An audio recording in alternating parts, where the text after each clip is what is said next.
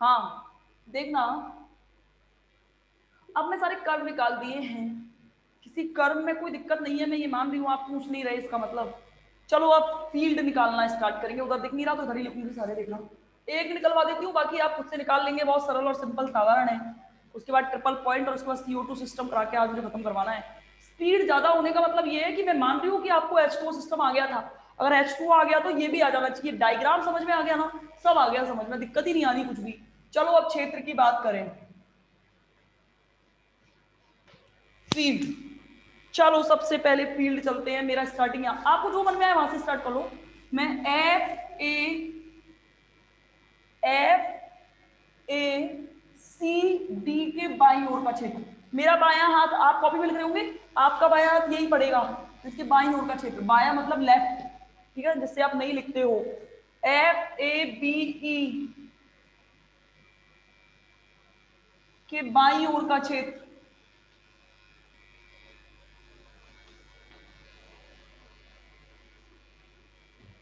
Simple है, इसमें एक ही स्टेट, एक ही फेज साम्यावस्था में, एक ही फेज है दर्शक, केवल और केवल रोम्बिक सल्फर है या नहीं, केवल और केवल रोम्बिक सल्फर है इसमें, तो लिखना इसमें FABA के बाईं ओर क्षेत्र की, इसमें लिखना इस क्षेत्र में केवल विषम लंबाक्ष सल्फर, अब ऐसा लिख दिया करो, बार बार क्यों हिंदी लिखवाओ,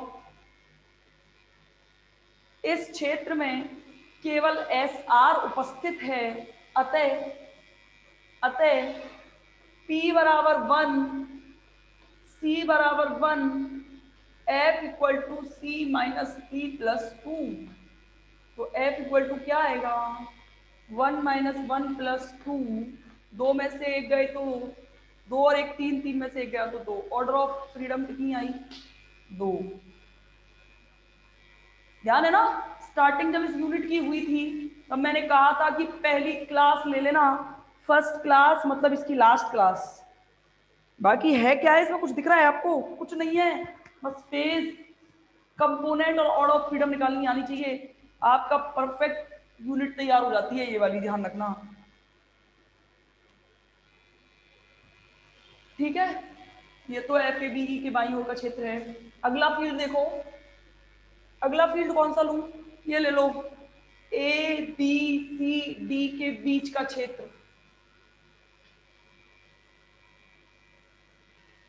के बीच का क्षेत्र, बता दो इसमें, इसमें क्या होगा, इसमें क्या होगा, इस क्षेत्र में केवल एकंताक्ष सल्फर उपस्थित है, एकंताक्ष सल्फर, जिसे ब्रैकेट में लिख देना SN, एकंताक्ष सल्फर उपस्थित है, कोई सा ले लो, कोई फर्क नहीं पड़ता, सबका ही निकालना है, ठीक है। मैंने ये ले लिया है पहले, ABCD के बीच का क्षेत्र, ये वाला ले लिया मैंने, तो इसमें भी मोनोक्लिनिक सल्फर उपस्थित है, तो फेज बराबर क्या है 1, C बराबर क्या है 1, ऑर्डर ऑफ फ्रीडम भी क्या आनी है, 2 आनी है। कुछ नहीं है इसमें, पर पूरा एक लेक्चर चला जाता है इसमें, ठीक है।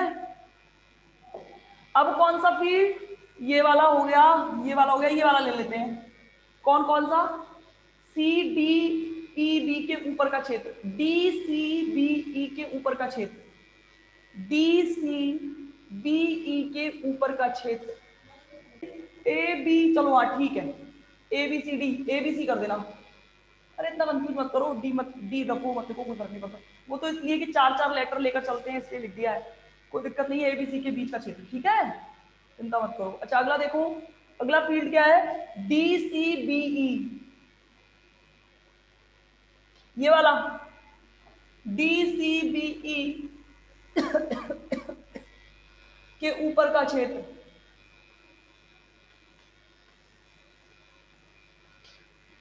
ये वाला क्षेत्र, अब ये मत कहना ये दाईं ओर बाईं ओर पड़ रहा है, कोई फर्क नहीं पड़ना, मैं इसको दाईं ओर लूंगी इसलिए लिखवाया है, भले आप ले लो DCBCCD, सॉरी DCBE, जो आपको सफिशियंट लगे वो ले लेना, ऊपर और दायां और बायां उससे कोई फर्क नहीं पड़ना, यहाँ पे कौन सी एक लिक्विड सल्फर उपस्थित है, बस बिल्कुल सेम, P बराबर 1, C बराबर 1,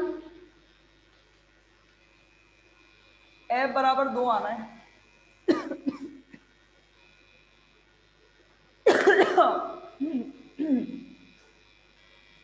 ठीक है, अब कौन सा रह गया? अब एक रह गया है बस, ये रहा एफ ए बी ई के नीचे का क्षेत्र। लिख देना, एफ ए बी ई के नीचे का क्षेत्र। एफ ए बी ई के नीचे का क्षेत्र, वह पर प्रेशर प्रेजेंट है। बस इस इस इस क्षेत्र में सल्फर की वाष्प प्रावस्था यानी कि Sv उपस्थित है। अतः बिल्कुल सेम P बराबर 1,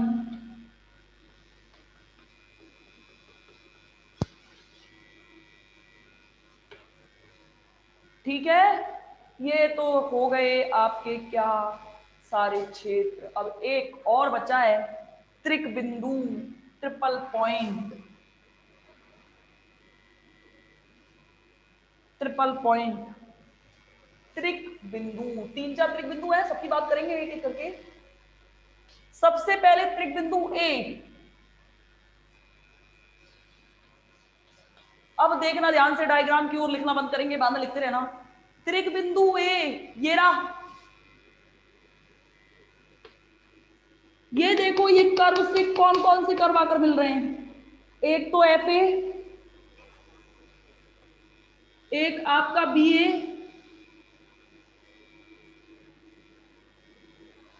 यानी कि इसके अंदर जो है, इसके अंदर जो है, और एक कौन सा, ये वाला कर्व पूरा एसी कर्व है या नहीं। तो इस बिंदु के लिए कौन कौन सी प्रावस्थाएं सामने में होंगी? एक तो रोम्बिक सल्फर इधर, एक इधर की तरफ चलना पड़ेगा मोनोक्लिनिक सल्फर, और एक नीचे की साइड वेपर यानी कि Sv यानी कि वाष्प प्रावस्था। तो एक बार मैं लिख रही हूं, नहीं आए तो बताना। Sr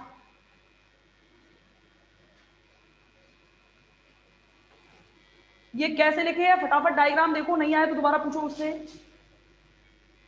डायग्राम देखो और फटाफट पूछना मुझसे, जल्दी करो। मुझे इसके बाद में CO2 सिस्टम आपको घर के लिए देके जाना है। कोई दिक्कत है क्या? चलूं फिर आगे।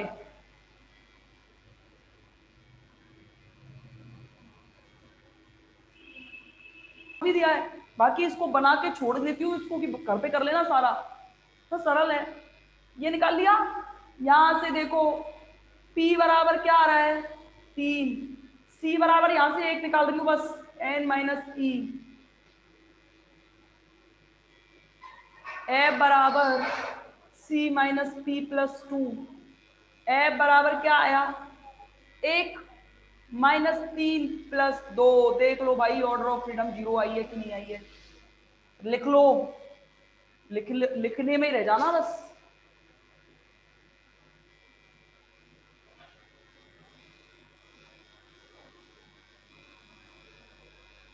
चलो, ये पहला ट्रिपल पॉइंट। चलो दूसरे ट्रिपल पॉइंट की बात करो। सेकंड ट्रिपल पॉइंट ले लेते हैं बी। फटाफट देखो, इसमें एक तो मोनोक्लिनिक, इस पॉइंट पर देखो कौन कौन से आके मिल रहे हैं। एक तो ये देखो, एक तो ये कर्व, एक ये वाला कर्व, और एक ये वाला कर्व। तीनों देख लो, एक ये, एक ये, एक ये। सबसे पहले कौन होगा? अरे जो सबसे पहले, यानी कि सबसे पहले सॉलिड स्टेट में मिलती है। ध्यान रखना, ये क्रम भी है, क्रम मत भूल जाना। पहले मोनोक्लिनिक आएगा, फिर लिक्विड सल्फर आना है, फिर आना है वेपर सल्फर। बिल्कुल सेम है। F इक्वल टू 0 आना है, इसमें निकाल लेना अपने आप। P इक्वल टू कितना है? 3। C इक्वल टू कितना है? N minus E, 3 minus 2 1। फॉर्मूले में रखना है F equal to C minus P plus 2। फॉर्मूले में रखते ही ऑर्डर ऑफ फ्रीडम क्या आ जाएगी? 0। ये तो रहा त्रिक बिंदु P, और एक और बचा होगा, ये रहा एक ट्रिपल पॉइंट और ये सी। चलो सी की बात करें, एक तो ये लिक्विड है, कौन कौन से कर्व, एक तो बीसी कर्व मिल रहा है, एक कर्व मिल रहा है डीसी कर्व, और एक कर्व मिल रहा है एसी कर्व। कौन कौन सी फेजेस सामने में होंगी, एक फेज तो होगी आपकी कौन सी इसके लिए, इसके लिए कौन सी, एक तो होगी आपकी रोम्बिक सल्फर, एक द्रव सल्फर, और एक मोनोक्लिनिक सल्फर। देख लो तीनों, ये पॉइंट पर रोम्बिक आ रहा है, इस पॉइंट पे देखो ये आ रहा है, ये आ रहा है, और ये आ रहा है। कौन कौन से होंगे, रोम्बिक, मोनोक्लिनिक, और एक होगा लिक्विड।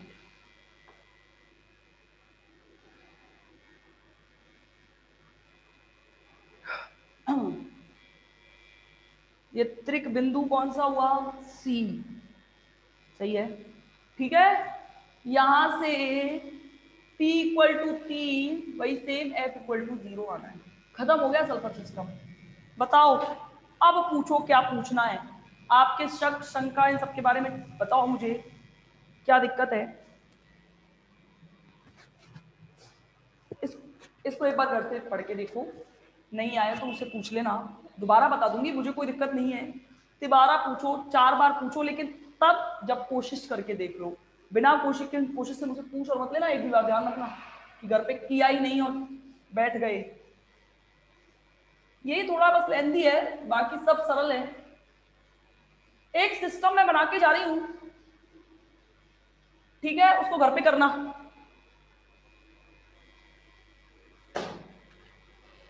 CO2 सिस्टम, एक और 1 कंपोनेंट सिस्टम बचा है, उसके बाद कल शुरू करेंगे 2 कंपोनेंट सिस्टम। उसका सिर्फ एक बनवाऊंगी मैं, एक तंत्र, दूसरा आप खुद से बनाएंगे, और दूसरा खुद से बनाने के बाद में आपके पास एक तो बचेगा राउल्स लॉ, एक बचेगा हेनरीज लॉ। इसके साथ ही इस चैप्टर का यूनिट का अंत करूंगी मैं, ठीक है।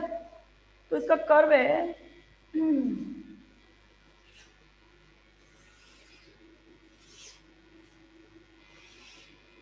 करना है ना खुद से, नहीं आया तो बताऊंगी मैं, मुझे पता है, मुझे खुद को ही बताना पड़ेगा।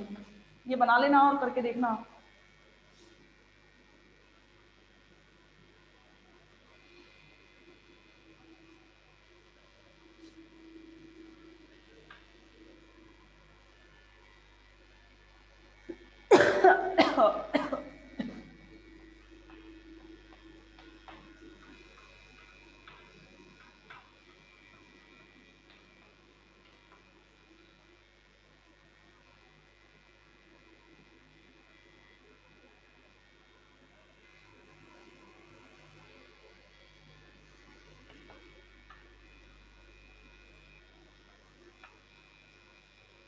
ठीक है, इस पॉइंट पर ध्यान रखो, टेम्परेचर है -56.6 डिग्री सेल्सियस, और प्रेशर है आपका 5.11 ATM। समझने की चीजें वहां टाइम वेस्ट करेंगे ना, यहाँ टाइम वेस्ट क्यों करेंगे, ये बना दिया है मैंने, सेम ऐसा नोट कर लो और घर से मुझे करके बताना। इन सबके कर्व के नाम मैंने नहीं लिखे, T era -56.6,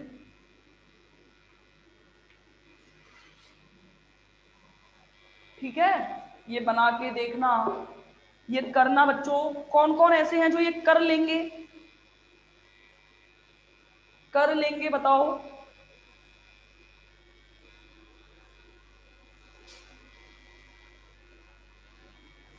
कर लोगे, कुछ नहीं है, मुझे पक्का पता है। ये कर्व का नाम दे देना, ये कर्व का नाम देना है, इस कर्व का नाम देना है, कर्व पे, फील्ड पे, ठीक है, कर लोगे। मैडम वीडियो रोक देना मुझे।